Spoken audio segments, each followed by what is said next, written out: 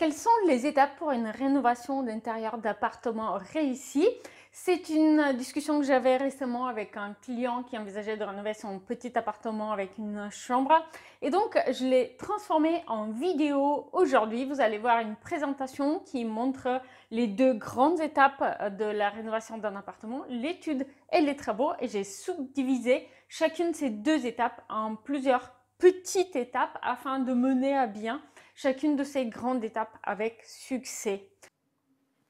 Donc, dans cette présentation, on va d'abord se concentrer sur les étapes pour une rénovation d'intérieur d'appartement réussi. Et puis, à la fin de la vidéo, je vais vous laisser voir plusieurs exemples de projets concrets pour rénovation d'intérieur d'appartement afin de vous permettre de trouver inspiration.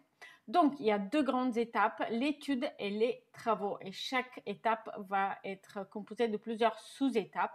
Et donc, on va commencer l'étude avec la toute première sous-étape qui est l'état des lieux. Et il s'agit de prendre les mesures, dessiner un plan d'appartement. Si vous avez un plan comme c'est le cas ici, livré lors de l'achat, eh bien, vous pouvez simplement l'annoter avec des mesures permettant de le rendre plus concret, permettant de faire un modèle 3D par exemple.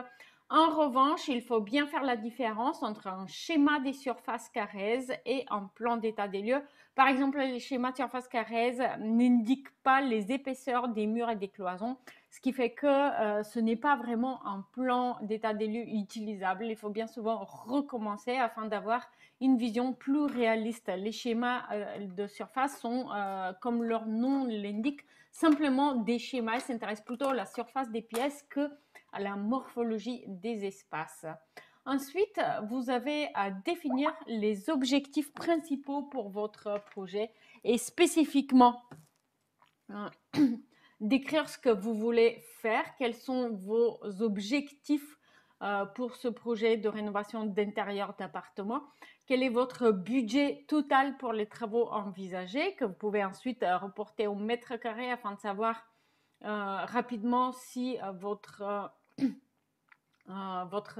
souhait de rénover un appartement est réaliste ou pas par rapport au budget que vous avez.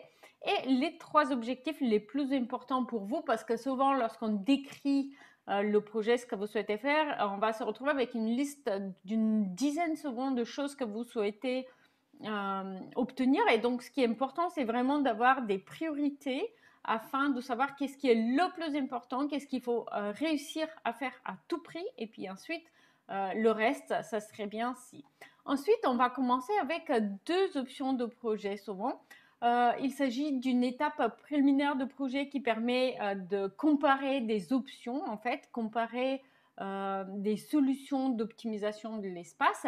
Et parmi ces deux options, il est nécessaire de choisir celle qui vous plaît mieux avant de chercher à pousser le projet dans une phase plus détaillée. Faire aussi une estimation des coûts. On va commencer avec une estimation qui n'est pas très précise, mais qui va permettre de mieux comparer, par exemple, ces deux options de projet. Est-ce qu'il y en a une qui coûte 30 à 40 ou 50% plus cher que l'autre? Ça va vous aider peut-être à choisir l'option que vous préférez et qui est plus réaliste pour votre budget. Ensuite, une fois que vous avez choisi l'option qui vous plaît, vous allez faire plutôt des plans détaillés de projet qui permettent concrètement de savoir ce qu'on fait exactement, d'identifier le nombre de prises, le nombre d'interrupteurs, où est-ce qu'on va placer un évier, quel robinet on va choisir, etc. etc. Et sur la base de ces plans détaillés, de ce projet détaillé, éventuellement même des fiches synoptiques de finition que vous pouvez télécharger dans l'espace membre et qui permettent du coup de définir les finitions sur chaque surface de chaque pièce. Vous allez pouvoir demander des devis auprès des entreprises et là vous avez deux choix principaux. Vous pouvez soit opter pour des devis lot par lot, donc entreprise par entreprise pour les différents corps de métier, ou chercher une entreprise générale qui s'occupe de la rénovation d'intérieur de A à Z. Alors chacune de ces solutions a des avantages et des inconvénients. La première, vous risquez pas de mal choisir une seule entreprise qui va faire échouer tout votre projet. Donc le risque est dilué en quelque sorte. Vous pouvez tomber sur un mauvais peintre par exemple, mais si Si le plaquiste, l'électricien, le plombier sont bons, eh bien, le risque est moins important. Mais en revanche, cette solution nécessite une meilleure planification du chantier et beaucoup plus d'efforts de gestion de votre part. Alors que lorsque vous avez une entreprise générale, souvent, elle a en fait l'entrepreneur en chef, il va suivre en quelque sorte les travaux pour vous et faire la planification. En revanche, c'est lui qui choisit en fait chaque artisan, chaque corps de métier qui travaille au sein de son entreprise.